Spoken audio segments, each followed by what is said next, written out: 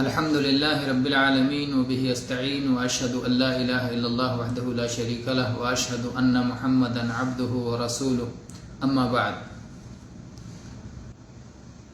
لا الہ الا اللہ کے اقرار کے ذریعے ہم یہ کہتے ہیں کہ اللہ کے سوا کوئی عبادت کے لائق نہیں، کوئی عبادت کا مستحق نہیں۔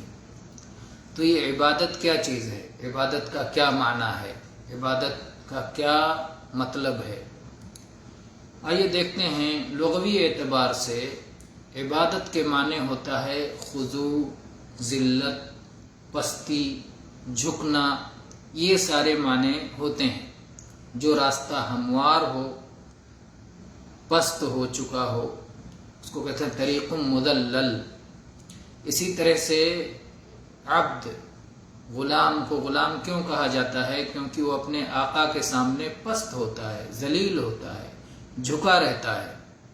تو عبادت میں ذلت، پستی، خضوع اور جھکاؤ کا معنی پایا جاتا ہے۔ یہ سارے معنی ہیں، اور یہ عبادت دراصل وہ اعلیٰ ترین خضوع، ذلت اور پستی ہے جس کا حقدار وہ انعام کرنے والا اللہ ہے کہ جس نے اعلیٰ قسم کی نعمتیں عطا فرمائی ہیں، زندگی دی ہے، عقل و شعور عطا کیا ہے، سماعت و بصارت کی قوتیں عطا فرمائی ہیں۔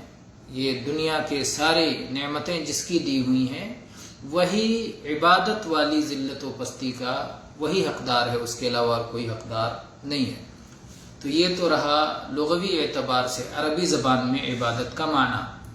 شرعی اصطلاح میں امام ابن تیمیہ رحمہ اللہ عبادت کی تعریف اس طرح کرتے ہیں: ہی اسم جامع لکل ما یحبہ اللہ ویرضاہ من الاقوال والافعال الظاہرۃ والباطنہ، کہ عبادت ایسا جامع نام ہے کہ جس میں اللہ کی محبوب اور اللہ کی رضا کے مطابق جو اعمال و اقوال صادر ہوتے ہیں، خواہ ظاہری ہوں یا باطنی ہوں، سب کے سب اس میں شامل ہیں اور داخل ہیں۔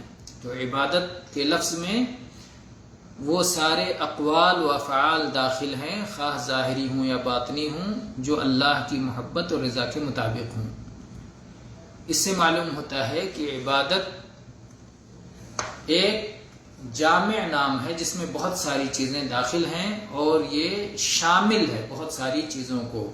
اس لیے تفصیل میں اہل علم نے کہا عبادات محضہ بھی اس میں داخل ہیں اور عبادات غیر محضہ بھی۔ عبادات محضہ کا مطلب یہ ہے کہ وہ اعمال اور وہ اقوال جو اپنی اصل مشروعیت کے اعتبار سے عبادت ہیں، نصوص شرعی جن کے عبادت ہونے پر دلیل ہے، یا جن کے بارے میں یہ بات شریعت میں واضح طور پر آئی ہے کہ یہ عمل، یہ قول غیر اللہ کے لیے نہیں ہو سکتا ہے، تو وہ عبادات محضہ ہیں۔ عبادات محضہ میں عبادات قلبیہ بھی داخل ہیں، اور عبادات قولیہ بھی داخل ہیں، اور عبادات بدنیہ بھی داخل ہیں۔ قولی، قلبی اور بدنی، یعنی جسمانی عبادات، دلی عبادات اور زبانی عبادات، ہر طرح کی عبادات عبادات محضہ میں داخل ہیں۔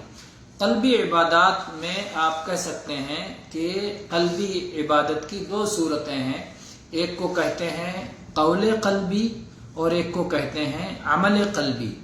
قول قلبی کو اعتقاد بھی کہا جاتا ہے، جیسے یہ عقیدہ رکھنا کہ اللہ کے سوا کوئی پالنہار نہیں ہے، اور اللہ کے سوا کوئی معبود برحق نہیں ہے، اور اللہ کے تمام ناموں اور صفات اور کمالات پر ایمان رکھنا، اور اللہ کے ملائکہ، اس کی کتابوں اور اس کے رسولوں اور آخرت کے دن اور اچھی بری تقدیر پر ایمان رکھنا، دل میں اس ساری چیزوں کا اقرار کرنا، اسے قول قلبی کہتے ہیں۔ گویا دل سے عقیدہ رکھ رہے ہیں، دل سے اقرار کر رہے ہیں، تو یہ قول قلب ہے، دل کا اقرار ہے، دل کا قول ہے۔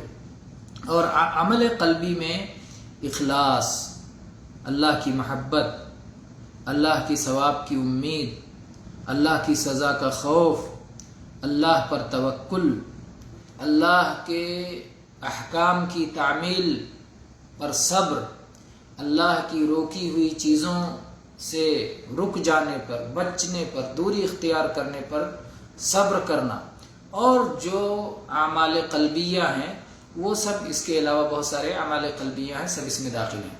تو جب ہم کہتے ہیں عبادات محضہ قلبیہ تو اس میں اقوال قلبیہ اور افعال قلبیہ دونوں کے دونوں داخل ہیں۔ اور اس کے بعد جب ہم کہتے ہیں، یہ تو ہو گئی قلبی عبادات، عبادت محضہ، اور قولی عبادات، عبادات محضہ میں زبان سے کلمہ توحید کا اقرار، قرآن پاک کی تلاوت، اللہ تعالیٰ کا زبان سے ذکر، سبحان اللہ کہنا، الحمدللہ کہنا، اللہ اکبر کہنا، لا حول ولا قوت الا باللہ کہنا، اور اللہ تعالیٰ کی طرف دعوت دینا، شرعی علم کی تعلیم دینا، یہ سب زبانی عبادات ہیں، قولی عبادات ہیں، عبادات محضہ۔ اسی طرح سے جسمانی عبادات یا بدنی عبادات جیسے صلاۃ، سجدہ، رکوع، صوم، حج، اسی طرح سے کیا نام ہے، طواف، زکوٰۃ تو مالی عبادت ہے۔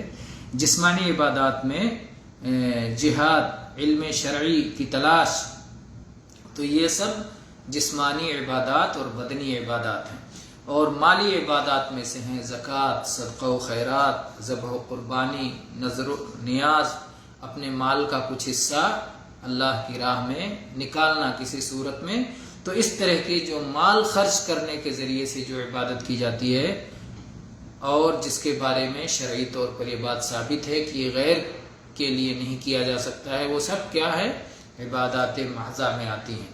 اور عبادات غیر محضہ ان اقوال و اعمال کو کہتے ہیں جو اپنی اصل مشروعیت کے اعتبار سے عبادت نہیں ہیں، وہ مباحات میں سے ہیں، جائز اعمال میں سے ہیں، تو لیکن وہ نیک نیتی کی بنیاد پر عبادت قرار پاتے ہیں۔ انشاءاللہ ہم عبادات غیر محضہ کی تفصیل اگلے درس میں کریں گے۔